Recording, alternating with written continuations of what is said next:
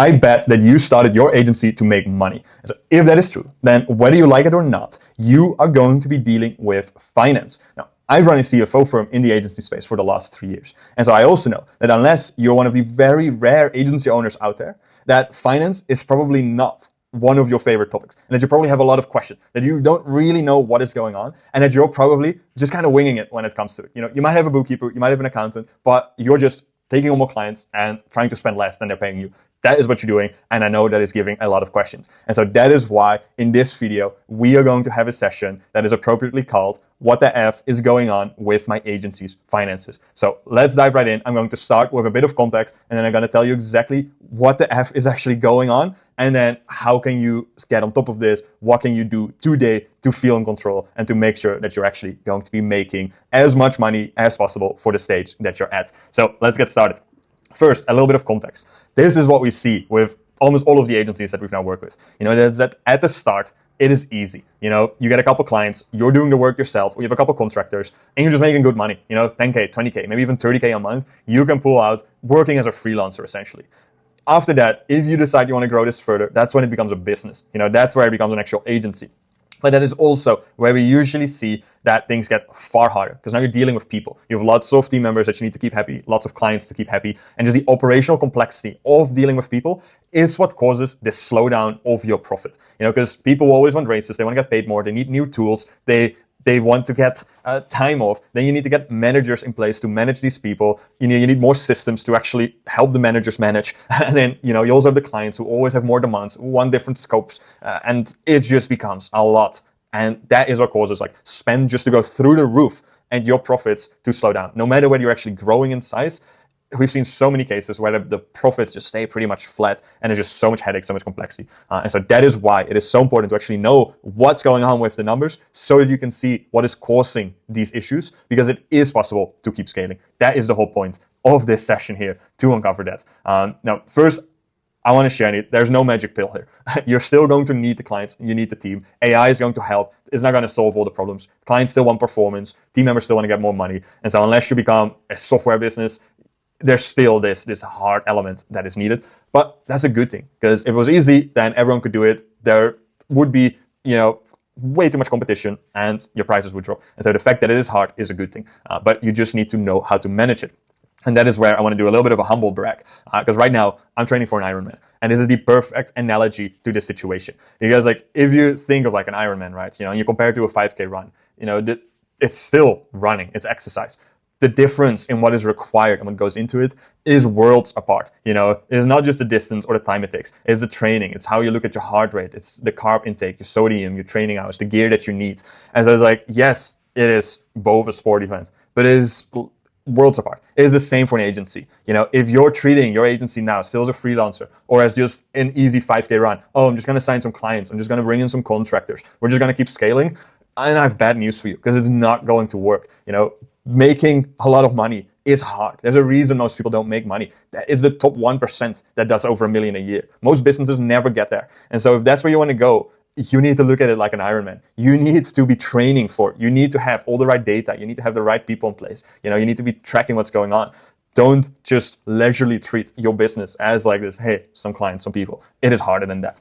And so that is what I want to have you keep in mind as we go through this, because it is going to be hard. But that's a good thing, because that means you can get better, and that means you can actually outcompete the competition. And so that starts with your setup. You know, this is where you track how you're actually doing, if you're progressing, if you're ready for the big day. And like this is what most agencies, their setup still looks like. Just an ugly, unprofessional spreadsheet with different tabs for different months. You track your clients, you track your team members, you track some costs, you know, you have your profit here. It's not even real, the numbers, because some clients haven't paid yet. Some are just on the invoice. Some team members maybe paid late. They might be paid early. They have double payments in 1 month. Some of these costs, you know, no one can actually guarantee this includes all of the costs, because it's just tracked by your assistant. And if you have this, you will never know exactly what's going on. You know, the impact of it is that you won't actually be able to answer any of these important questions. Like, how much money are you truly making? Can you afford to hire? How much can you pay that hire? Should you increase your marketing budget? How much do you pay yourself? Is this truly your profit, or do you need to take in taxes into account? If this is what that looks like, you won't actually know the answer to any of this, because you just look at one profit number without knowing which person is driving most of that, which client is actually the most profitable, if these costs are too high or too low for your current level. So And so as a result, you get all of these situations where, like, because you don't know your profit, you don't actually know what is working. You don't know your capacity, so you don't know if your team can keep up if you need to hire. You don't know your CAC, so you don't know if you're putting your cash and energy in the wrong channels. You don't know if you should pay yourself more. And so you're working hard, everyone's getting paid, but you are always paid less. And if you don't know your tax, you're just going to get DNF'd when the year is over, when that big tax bill comes in and you weren't prepared for it. And so here is what you do. This is how you're going to feel good about the finances again. Step 1, fix your bookkeeping. This is so important. Most agencies I see, they're currently doing it like this. One of 3 ways. 1, they have their spreadsheet, do it yourself, set up that either you or your assistants do it.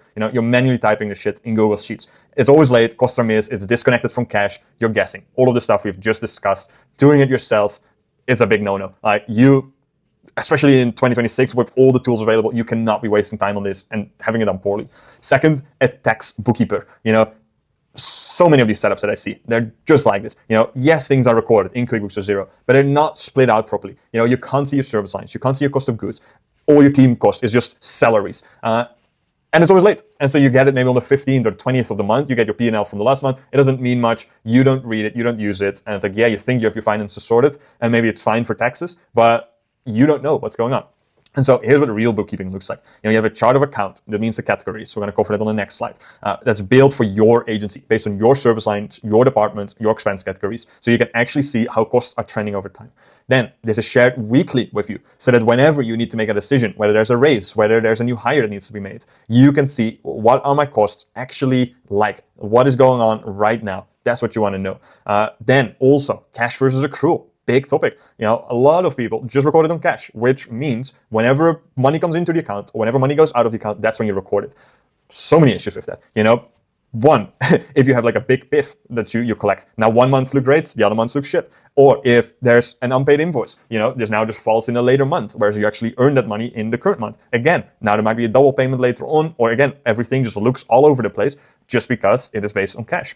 And so again, that is very important. Discuss it with your bookkeeper or message me. Make sure that you can get a real trend in place that you can actually read and you actually know if things are working.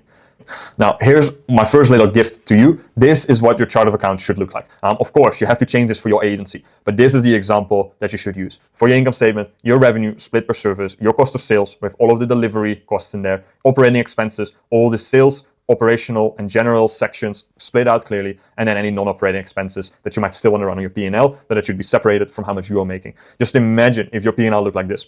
Even if it's still only the history, this is what now tells you whether you're winning, whether you're growing, whether your costs are not outpacing your revenue.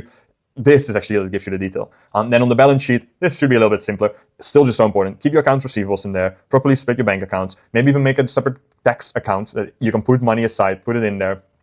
Look at like your liabilities, any credit cards you have, any payments. If you do collect cash as pass-through, have that on there properly. Discuss this with your bookkeeper. Again, message me and get this set up right. It's just a one-time thing. You just set it up, and then going forward, this is what you can allocate all the transactions to automatically. Don't be doing this stuff manually. Now, if you do that, this is what growth can look like. This is one of our favorite clients, of course, anonymized. Look at how smooth and beautiful his growth is. This is very rare. I've seen hundreds of agency P&Ls now. Never have I seen one that's as smooth as this, but it is possible. Like, this is one of the most predictable agencies that I know that just consistently adds some new clients. Very, very rarely do they have a small downwards month, but over the longer term, they're just very smooth. And the best part is profit is growing with that. Like, this is what is possible. And it starts by really knowing what is going on so you can constantly cut out the stuff that isn't working. So this is possible if you really track it right. So if your P&L is all over the place, know that there's a better way. You can get better insights and make better decisions because of it. Then number 2, fix your metrics. Because now with the bookkeeping, you know what happened. You can see the past. You know exactly where you're at. But there's a lot. There's a lot of transactions. There's a lot of moving parts. So you want to actually see through the metrics which area of your business requires more attention. And so this is my second gift to you. The example metrics that we like to track with the benchmarks for it. This is kind of the higher level point. There is more to it, but it should set you up in the right direction. And first, you want to track 2 types of metrics, the weekly ones and the monthly ones. Weekly is more a KPI style. This will tell you at that exact moment in time, are we on track? Are we doing well? Is this a good month? And then the monthly one, this is a little bit more looking backwards to see it's like, okay, where are the problems? So when we look at weekly, you want to see at least on your client side, sales side, marketing, operations, and finance, you want to have a metric for each section at the very least, so that you can see where your attention should be. And so it should be client performance and sentiment to track like, hey, are all the clients on track and are they happy? For sales, how much MRR are we signing? What's the pipeline value? For lead flow, how many leads have we gotten this, like the last week? How many calls have we booked? Like all of this should be based on your targets and like what you need to achieve to hit your monthly goals. And so it's very important to work out exactly like for your goals and for your stage, what is required. Those are the targets. And then every week you track against that. Client slots, if you're actually on track with your revenue targets. And then on the monthly, that's where you look much more at your churn rate, which you ideally keep, around 5%. 5 to 10% is what we see mainly in the agency space. Anything above that, you really got to work on churn. Top 3 concentration, your capacity, overdue receivables, your CAC payback, LTV to CAC. Like these are the high level metrics. And so now, every month you will notice different things. 1 month's churn may be high, so that's where your attention goes. Then the next month, maybe capacity is high because now you retained all of the clients and now also the team is busy. And so if the capacity is trending up, like, hey, we can now hire again. And so that is where these metrics really help because they tell you exactly what is going on. That to take that example one step further, you can see capacity is high and you can see your pipeline value is very high. And so if you know kind of the pipeline conversion, then it's like, okay, we can we need 2 new roles because we have such a fat pipeline. Our churn has been very good. Client performance is strong. And so there's a very high likelihood that we're going to be signing more clients, that we're going to grow. So we need the people now. And like that's how everything is connected and tells like a story of what the right actions are for you to focus on. This is just, again, what this looks like, just a little snapshot from my sample dashboard. So like for the weekly ones, I really like a format like this where it's just simple. It's like just a table style, tells you exactly what is on track, what is off track, where do you need to prioritize. And so you can see exactly if things are going well every week and what you need to do. And then also from a monthly level, you want to have something a bit more detailed, even client profitability, seeing exactly like how utilization is spread out over different departments, how your margin is spread out over different service lines. Like that is where you can get a lot of detail to really just like clearly see what is good and what requires attention. The last part of this is how you actually use this to improve the finances. So now with these 2 things in place, you should know what is going on with your numbers. Then this is actually how you use that to make more money. And that's fixing the unit economics. We're going to keep this nice and short.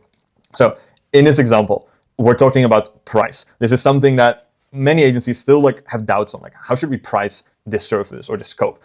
Here is how the metrics can help you with that. And so when you look at price, it is a combination of the CAC that you expect to have, the delivery costs that come with this, and the churn that you have, or it's the inverse of the retention that you have. And so things in itself, you can see here how to calculate it, like your CAC. This is indeed all of your sales and marketing costs divided by the new clients that you have. So it's like if you spend 10K on sales and marketing, maybe on ad spend and a closer, and you sign 10 clients, then you have a 1K CAC. Delivery cost, all the costs from the team members and the tooling that is used to deliver that client. So not the operational stuff, but actually really that is there just because you're doing work on clients. And then the churn is just how long do clients really stay. And now, these components give you as well your lifetime gross profit to CAC.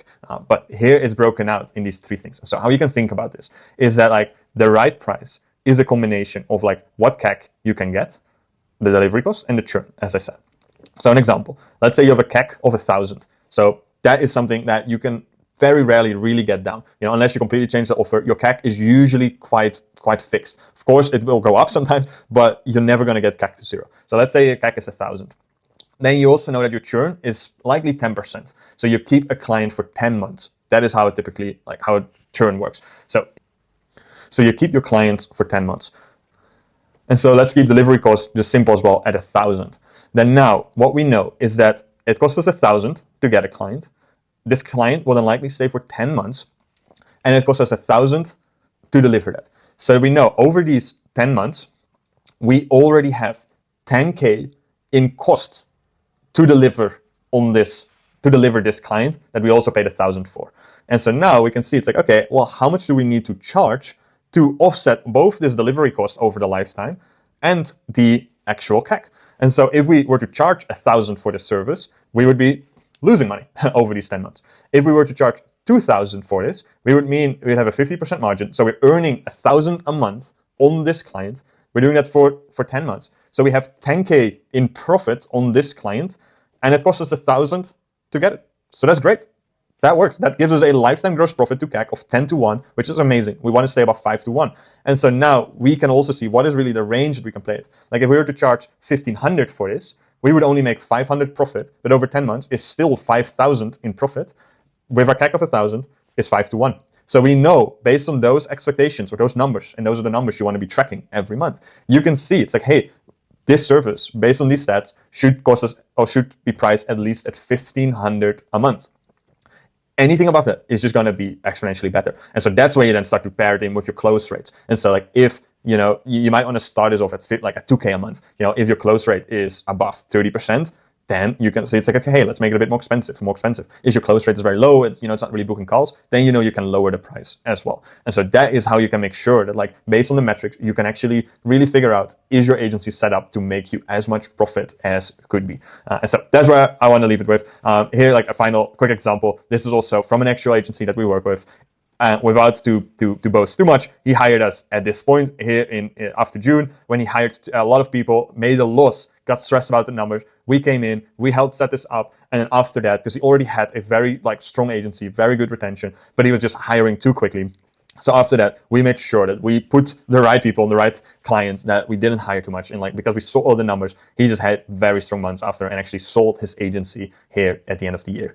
So that is what is possible when you know all the numbers. And now here you can see the same questions we had at the beginning, like how much money you're really making. This now becomes your actual bookkeeping, accrual-based P&L that shows you exactly how much you're making.